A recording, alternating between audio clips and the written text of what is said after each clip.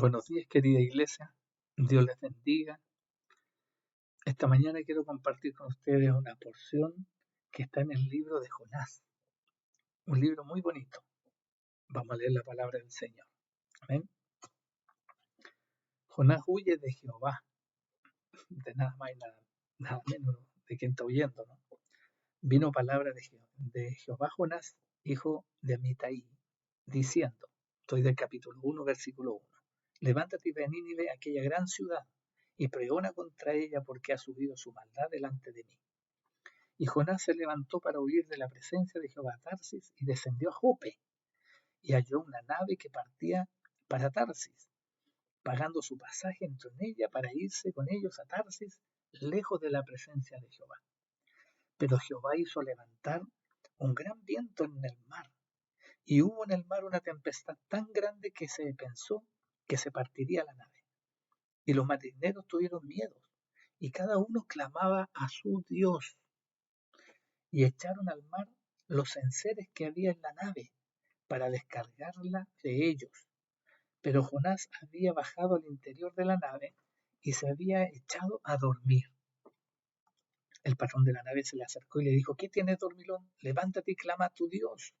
Quizás Él tendrá compasión de nosotros y no pereceremos. Y dijeron cada uno a su compañero: venid y echemos suerte para que sepamos por causa de quién se nos ha venido este mal. Y echaron suerte, y la suerte cayó sobre Jonás. Entonces le dijeron ellos: decláranos ahora por qué nos ha venido este mal. ¿Qué oficio tienes? ¿Y de dónde vienes? ¿Cuál es tu tierra? ¿Y de qué pueblo eres? Y él le respondió: soy hebreo, y temo a Jehová, Dios de los cielos, que hizo el mar y la tierra. Y aquellos hombres temieron sobremanera y le dijeron: ¿por qué has hecho esto? Porque ellos sabían que huía de la presencia de Jehová, pues él se lo había declarado. Y le dijeron: ¿qué haremos contigo para que el mar se nos aquiete? Porque el mar se iba embraveciendo más y más. Y él respondió: tomadme y echadme al mar, y el mar se os aquietará, porque yo sé que por mi causa ha venido esta gran tempestad sobre vosotros. Y aquellos hombres trabajaron para hacer volver la nave a tierra, mas no pudieron, porque el mar se iba embraveciendo más y más contra ellos. Entonces clamaron a Jehová y dijeron: te rogamos ahora, Jehová, que no perezcamos nosotros por la vida de este hombre, ni pongas sobre nosotros la sangre inocente, porque tú, Jehová, has hecho como has querido. Y tomaron a Jonás y lo echaron al mar, y el mar se aquietó de su furor, y temieron aquellos hombres a Jehová con gran temor, y ofrecieron sacrificio a Jehová, e hicieron votos. Pero Jehová tenía preparado un gran pez que tragase a Jonás, y estuvo Jonás en el vientre del pez 3 días y 3 noches. Bueno, Jonás dentro del pez hace una oración maravillosa que está en el capítulo 2, y en el versículo 10 del capítulo 2 al final dice: y mandó Jehová al pez, y vomitó a Jonás en tierra. Oremos. Señor, te damos gracias por esta tu palabra. Señor, que no exista estructura en nuestra mente que limite, Señor, lo que tú quieres entregar hoy para nosotros. Transfórmenos con su palabra. Coloque una meditación, Señor, adecuada para estos tiempos y para nuestra vida y para el propósito que tú nos has llamado. Te lo pedimos en el nombre poderoso de nuestro Señor Jesucristo. Amén. Amén. Cuando era niño, veía películas antiguas, ¿no es cierto?, donde mostraban estos dioses de la mitología grecorromana, donde aparecía un Poseidón, por ejemplo, en el mar, moviendo las aguas con el viento. Veíamos también un Neptuno, ¿no es cierto?, que aparecía con un tridente y hundía los barcos de aquellos que eran enemigos de su pueblo, provocando los naufragios y tomando por justicia en sus manos lo que pasaba en el mar. Era el dios del mar. Bueno, así cuando uno visita en realidad En la historia de la cultura de los pueblos antiguos, uno se encuentra que todos los pueblos eh, antiguos y las culturas antiguas del Medio Oriente, donde se desarrolla esta historia, todos tenían como deidad dioses que eran del mar. Eran pueblos politeístas. Para cada circunstancia tenían un dios y ahí colocaban su fe, su cultura, la forma de recibir, de oír y conversar, guardaba relación con estos mitos que ellos tenían. Más que mitos, para ellos era su realidad, eran sus dioses.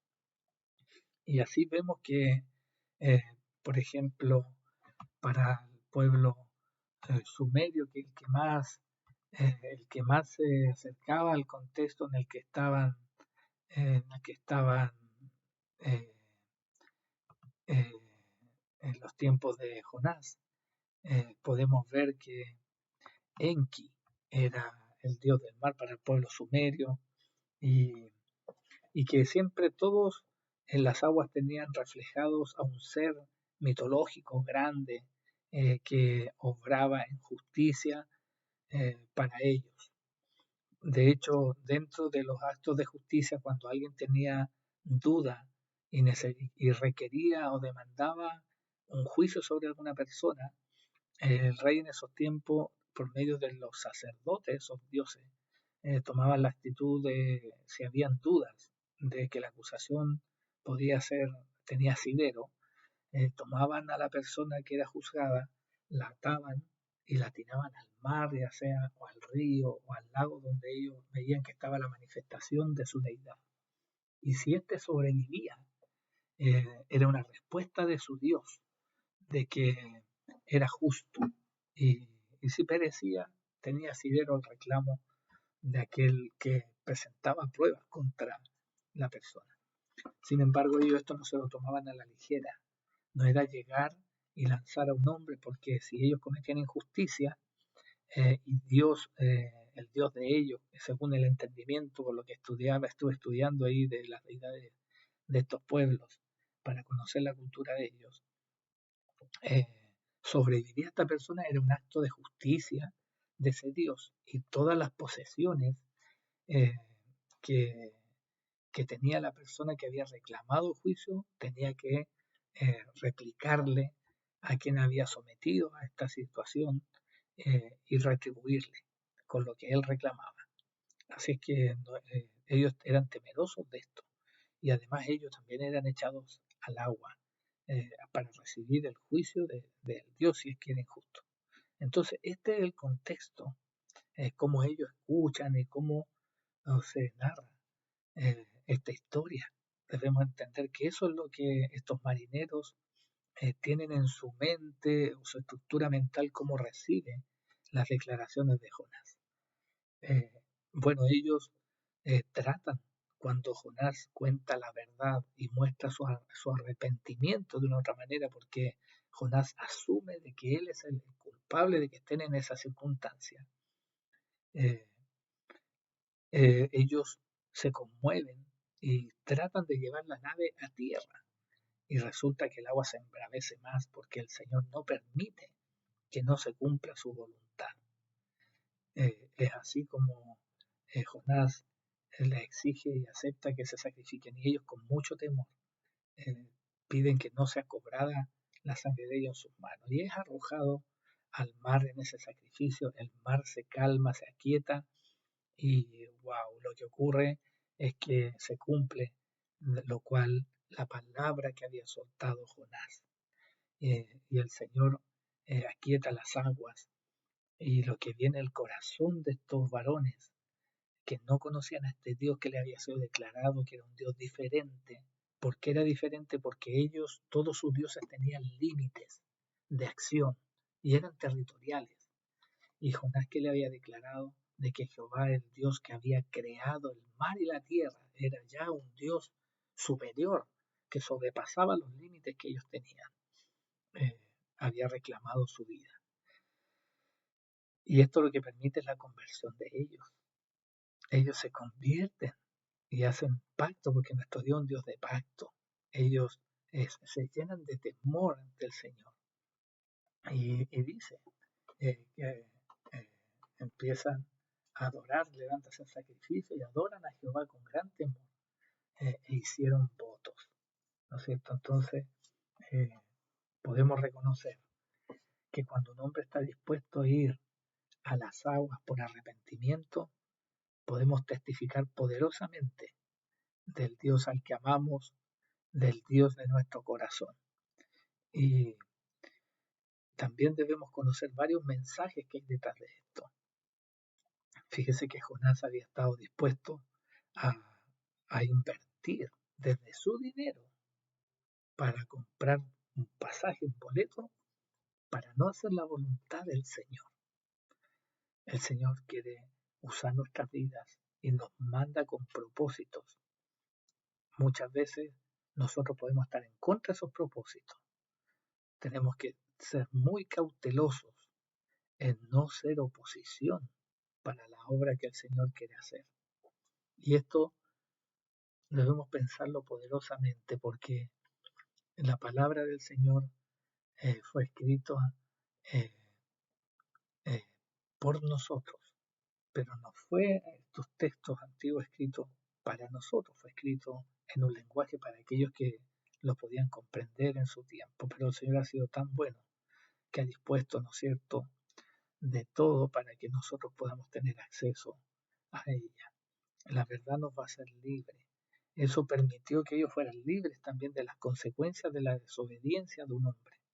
Muchas veces nuestra desobediencia, nuestro desacato a lo que el Señor Jehová le había dicho a Jonás, eh, permitió que inocentes fueran en el viaje de su vida con consecuencias que no les correspondía. Cuando nosotros desobedecemos al Señor, también traemos al viaje de nuestra vida o los que viajan junto con nosotros a que sean expuestos a consecuencias eh, que no debiesen estar.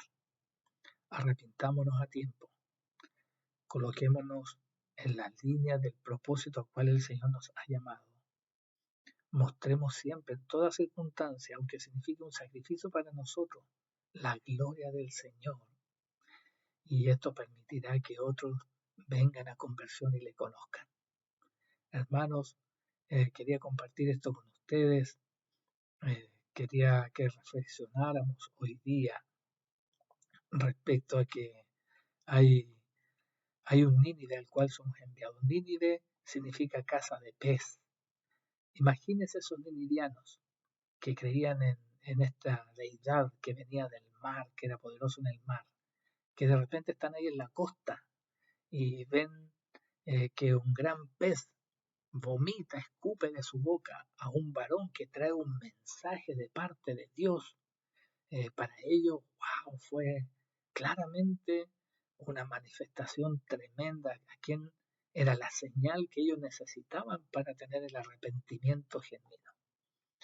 La resurrección de nuestro Señor Jesucristo es el mensaje eh, del Evangelio verdadero que nosotros tenemos que recibir. Él vino a darnos la libertad de la muerte, la libertad de la muerte. Él vino a libertarnos de la muerte eterna y debemos recibir este Evangelio poderoso y saber entregarlo a otros.